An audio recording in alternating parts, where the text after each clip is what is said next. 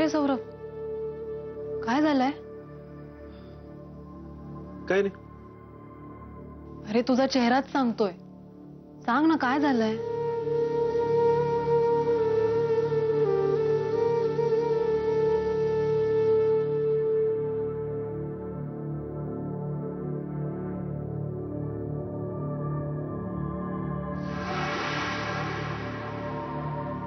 काय झालंय सौरभ?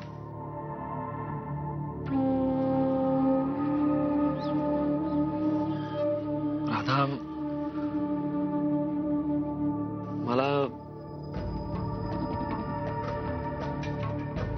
मला खरंच माहित नाही. मला खरंच माहित नाही की काय झालंय.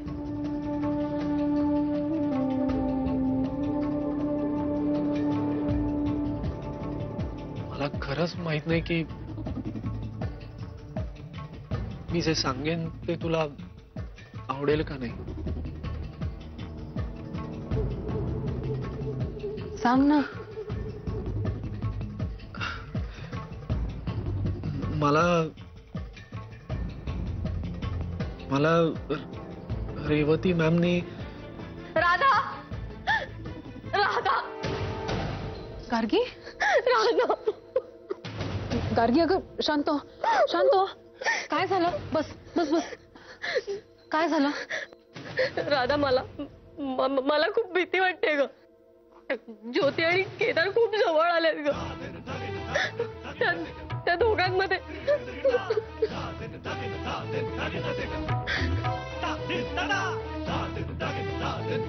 मला शंका येतच होती. मी बोलते ज्योतिषी आणि केदारशी सुद्धा. नाही, नको. मी बघतो काय करायचं ते. ओके? आणि तसंही मी तिला आता हॉस्पिटलला घेऊन चाललोच आहे. पण सौरभ, अरे इथून तिला घेऊन जाशील तू, पण ते दोघं बाहेरही भेटू शकतात. काळजी करू नकोस. मी त्यांची भेट नाही होऊ देणार. सौरभ, प्लीज रागावर कंट्रोल ठेव, प्लीज. राधा, प्लीज. तुला वाईट वाटेल असं मी काही करणार नाही. मी वचन दिलंय ना तुला. डोंट वरी. येतो. शांत हो. राधा, शांत हो, सगळं ठीक आहे.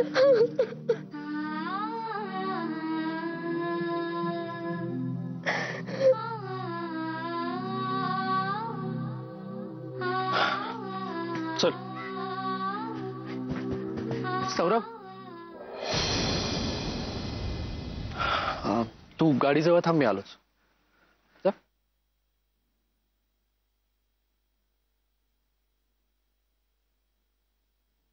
का घेऊन चाललायस तिला? ते तुलाही चांगलंच माहितीये केदार. गोड बोलून तिला फसवतोयस तू. तिला सत्य ठाऊक नाही म्हणून तुझ्या नादाला लागली ना, तिचं आयुष्य बर्बाद होईल. अरे आयुष्यात पहिल्यांदाच मला इतकं चांगलं खरं प्रेम मिळत होतं. तू दरवेळेला मध्ये येतोस. तुझं लग्न झालंय केदार, आणि तेही तू स्वखुशीने केलंयस. मग का आवडतोयस तिला जाळ्या? दुसऱ्याचं मूल पोटात वाढवणाऱ्या बाईशी मी कसा संसार करू? वा, डोळे उघडे ठेवून सगळं पत्करलं होतंस ना. हा, मग तिच्या आयुष्याशी खेळण्याचा तुला काय हक्क आहे?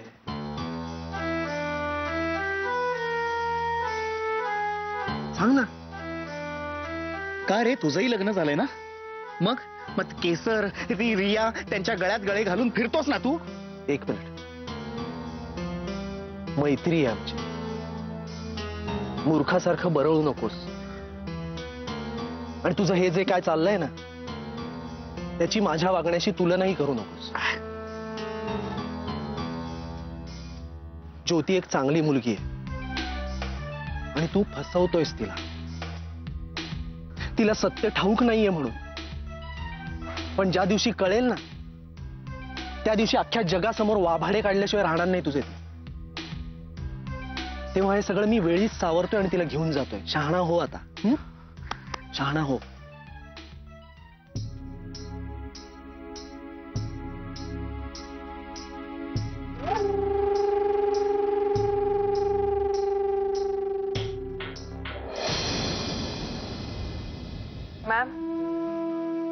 केदारनी तुमची दिशाभूल करण्याचा प्रयत्न केलाय. ही धर्माधिकारी मंडळी म्हणजे अजबच आहेत ग राधा. मॅम, केदार ज्योतिषी प्रेमाचं नाटक करतोय आणि आणि तिने ते सिरियसली घेतलंय. काहीतरी काय राधा. तुम्हाला तर केदारचा स्वभाव ठाऊकच आहे. त्यांनी गार्गी बाबत उलट सुलट सांगून तिला फसवलं असणार. आणि मला कळलंय हे मी ज्योतीला दाखवलं नाहीये. सौरभ तिला तिकडेच घेऊन येतोय. बर, पण कधी कधी वाईटातून पण चांगलं होतं ना मॅम. या सगळ्या प्रकारात जी गार्गी लहानपणापासून माझा द्वेष करत होती ती आता जवळ आली माझ्या. तिला आता माझाच आधार वाटतो. चल बरं झालं.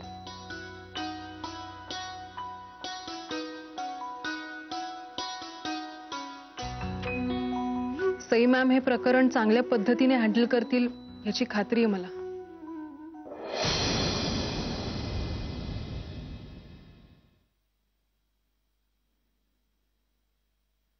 ज्योती, तू केदारवर खरोखर प्रेम केल्याचे जाणवतंय मला.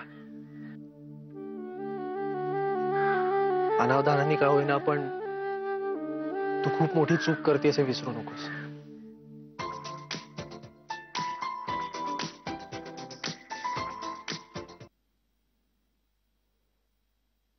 Hello ma'am. काय विचार केलास? नाही मॅम. मॅम, तुम्ही मला सुट्टी दिलीत ना 2 दिवस विचार करायला. मी परत आलो की सांगेनच तुम्हाला. तुझा डिसिजन पॉझिटिव्ह असेल तरच परवा कामावर ये, नाहीतर पुन्हा मला तोंड दाखवू नकोस.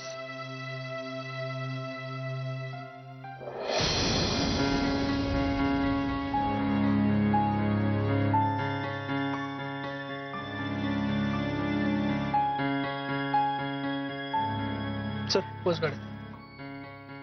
नाही सर, मी जाईन एकटी. हे बघ, तुला हॉस्पिटलला सोडायला मी येणार आहे. म्हणजे सई मॅम. डोंट वरी, त्यांना मी काही सांगणार नाही. पण ज्योती, मला एक प्रॉमिस करायचं.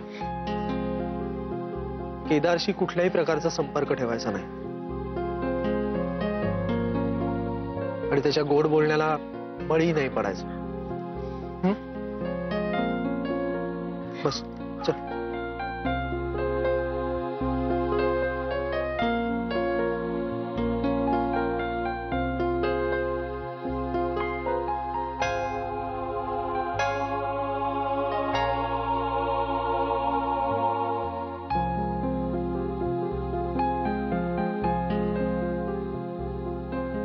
रंजूताई, हे काय? अगं तू कशाला आलीस? तू जा बरं विश्रांती घे. मी बघते ना सगळं. रंजूताई, मी स्वतःची काळजी घेतेय आणि आता थोडं थोडं चालायला हरकत नाहीये.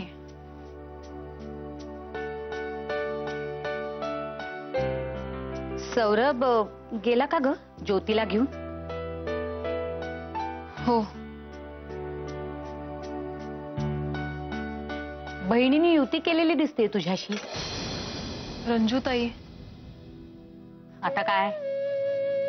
गार्गी बोले आणि राधा हाले अशी कंडिशन झाली. आज ज्योतीला घराबाहेर काढलं, उद्या मला आणि यशला काढलं. तसंही काय ग, हाताखालचा नोकर येतो तुझ्या. सोडशील फरमान? रंजूताई, का असं बोलताय तुम्ही? पाहते ना मी एक एक. आणि मला सांग राधा, गार्गी तरी काय धुतल्या तांदळाची आहे का ग, म्हणून माझ्या भावावर नाही नाही ते आरोप करते. आता ती केदारच्या डोक्यावर पाय ठेवते आणि तू यशच्या.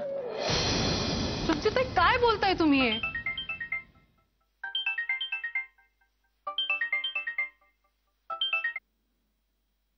हा जीजू. राधा, राधा अगं, इतका खुश आहे मी. सगळे पेशंट माझ्यावर एकदम फिदा. काय सांगताय काय? थांबा, मी फोन स्पीकरवर टाकते. हा, 1 मिनिट. रंजूताई, मला नाही ऐकायचं. रंजूताई, ऐका तरी काय बोलताय. ऐका. रंजे, अगं तुझ्या नवऱ्याला आज पेशंटची इतकी दुवा मिळाली आहे, काय सांगू. तू कल्पना पण करणार नाहीस. आणि माझ्या स्वभावाला साजेसच काम आहे ग. आणि रंजे, मी काम करताना पेशंटशी इतक्या गप्पा मारतो की त्यांच्या गळ्यातला ताईतच झालोय मी. रंजे, दुसऱ्याची आसुं पुसण्या इतका, दुसऱ्याचं दुःख दूर करण्या इतका मोठा आनंद नाही जगात. एखाद्याच्या दुखण्यात, त्याच्या दुःखात जेव्हा चेहऱ्यावर आनंद दिसतो ना रंजे, तेव्हा मन असा नाचायला लागतं.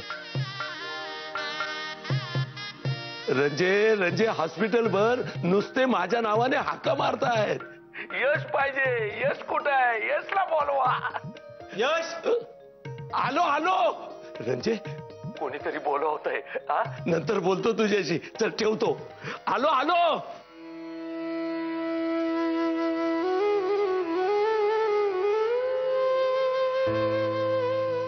राधा, सॉरी, मी चुकले ग.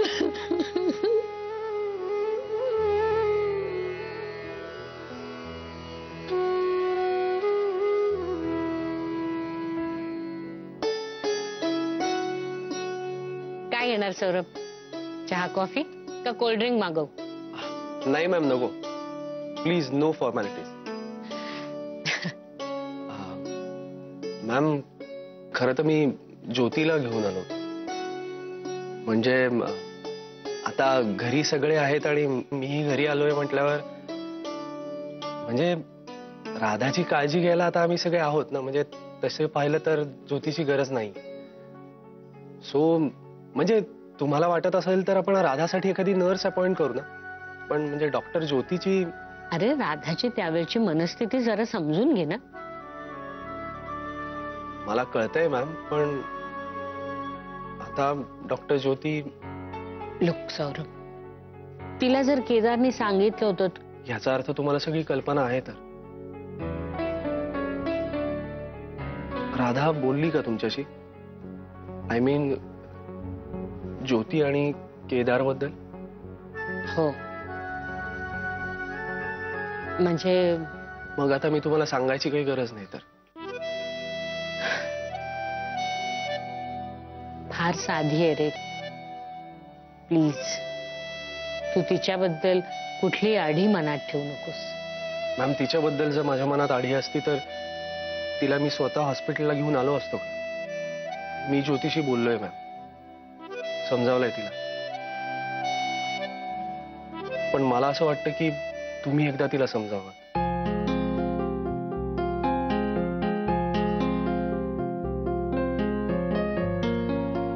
बरं मॅम, मी निघू? जाता जाता डॉक्टर मानसला भेटायचंय. येतो. Thank you ma'am.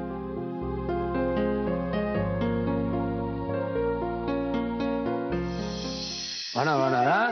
नाही, काही टेन्शन नाही घ्यायचं ताई. घाबरायचं नाही, आम्ही आहोत ना. तुम्ही बसा, इथे बसा. हा, त्यांना घे, डायरेक्ट ऑपरेशन थिएटर मध्येच घे. हा,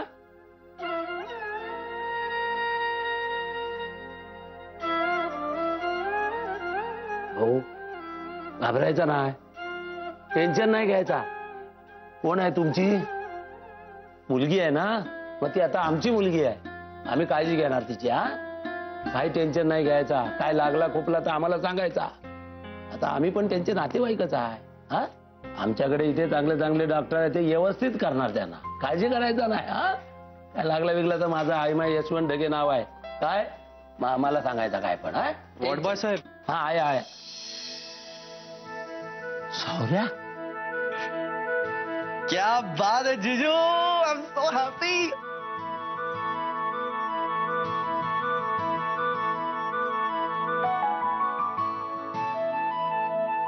सौर्या, लय समाधान वाटते रे इथे. अरे, गरज म्हणून ही नोकरी पत्करली खरी, पण इथे एक वेगळाच आनंद मिळतो. हा जग वेगळाच आहे. एरवी आपण लोकांचा एवढा भला करतो, त्याला आपली किंमत असेल नसेल काय माहित, पण पेशंटचा तसा नाही. सौर्या, एखाद्याच्या आजारात त्याला गरज असताना आपला आधार वाटणं याच्यासारखा दुसरा सुख नाही. सौर्या, कालपर्यंत मी गंडे दोरे नारळ इकणं याच्यातच पुण्य समजत होतो, पण खरा पुण्य म्हणजे काय ता इथे कळलं. शेवटी म्हणतात ना, देव माणसात असतो. त्याच खरा. खराच राधा आणि सई मॅमने मला ही नोकरी दिली खरी, पण आयमा यशवंत डगे त्यांचे उपकार आयुष्यात कधी विसरणार नाही बघ. नाही जीव, तुमचा स्वभाव येतो. तुम्ही जरी इथे काम करत नसताना तरी नक्की कोणाची ना कोणाची मदत करताना दिसला असता. I am proud of you, so proud of you.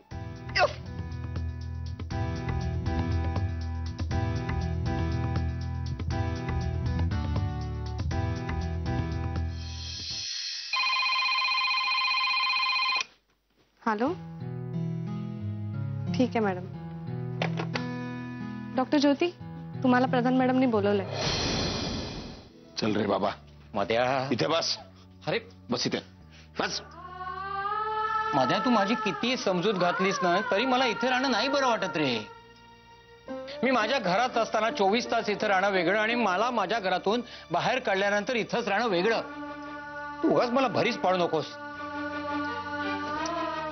मी जातो चिपळूणला. अरे काय घे, तुला बेडरेस घ्यायला सांगितली होती ना, फिरतेस काय? नाही, मी घरी दिवसातनं 2-3 वेळा तरी फेऱ्या मारते. आणि हो, मी आता टीव्ही बघत होते तर दिलीप कुमारचा जोगन लागला होता. काय सुंदर फिल्म आहे हो. नरगिस आणि दिलीप कुमार आणि त्यातली गाणी, वा वा वा, काय मस्त गाणी आहेत. अगं ती सज्जादची गाणी अप्रतिम असणारच. सज्जाद नाही, बोलोसी राणी. नाही रे, बोलोसी राणीचं एक गाणं मात्र मला चांगलं आठवतं आणि ते माझ्या या सिच्युएशन मध्ये अगदी परफेक्ट बसतं. कोणतं रे गाणं? मांगने से जो मौत मिल जाती तो कौन जीता इस जमाने में. काय गाणं होतं रे गाड्या. आणि दिलीप कुमारचा तो अभिनय, तुला सांगतो घरात दिलीप कुमारच्या अभिनयाची तोडच नाही रे. असं कुणी कामच करू शकत नाही. असं तो असा पापण्यांचा अभिनय करायचा, पापण्यांचा. काहीतरी उगाच थापा मारू नकोस. पापण्याने कोणी अभिनय करू शकतो का? अरे बाबा, अभिनय दिलीप करायचं- कुमारचा भक्त झालास म्हणून काय वाटतील ते बोलशील. अरे वेडा, असं नाही आहे. नाही रे. पापण्यांनी, डोळ्यांनी, नाही रे, असं- चेहऱ्यांनी, हातांनी.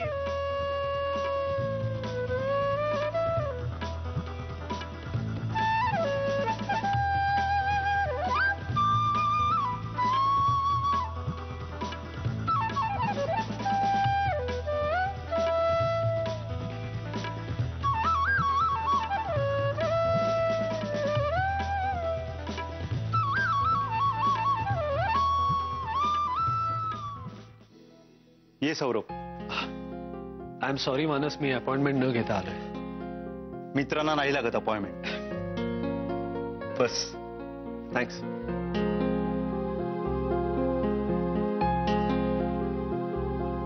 थँक्स मानस, तू अजूनही मला मित्र मानतोस. खरं तर तुझ्याशी आणि राधाशी खूप वाईट वागलोय मी. मानस, माझ्या ज्या काही चुका झाल्या असतील त्यासाठी प्लीज फॉरगिव्ह मी. देर आहे दुरुस्त आहे, कळलं तुला. अरे तू बदललास यापेक्षा दुसरा आनंद कुठला? बोल. ऍक्च्युली मानस, तुझ्याकडून मला एक सल्ला हवा होता. बोल ना. तुला माहितीये मानस, माझी करिअरची गाडी कशी घसरली होती. हो. खूप वेगवेगळ्या गोष्टी करायचा प्रयत्न केला पण सूरच सापडत नव्हता. त्यामुळे अक्षरशः सैरभैर झालो आणि त्या माझ्या सैरभैर वागण्यात सगळे भरडले गेले. त्याचा सगळ्यात जास्त त्रास झाला तो सीमा वहिनीला आणि राधाला. खूप बालिशपणे वागायचो, पटकन संतापायचो, एकदम टोकाला जाऊन वागायचो. सौरभ, तू इमोशनल आहे, पण त्या इमोशन्सकडे तू तटस्थपणे पाहायला शिकला असशील तर ती चांगली गोष्ट आहे. तसं करता येतंय असं सध्या तरी वाटतंय मला. आणि ते तसंच टिकावं यासाठी मला माझ्या कामात खूप सक्सेसफुल व्हायचंय. आणि माझा सूर गवसलाय मला. म्युझिक इज माय पॅशन मानस. तेच मला आवडतं. त्यातच मला माझं करिअर करायचंय. पण काय?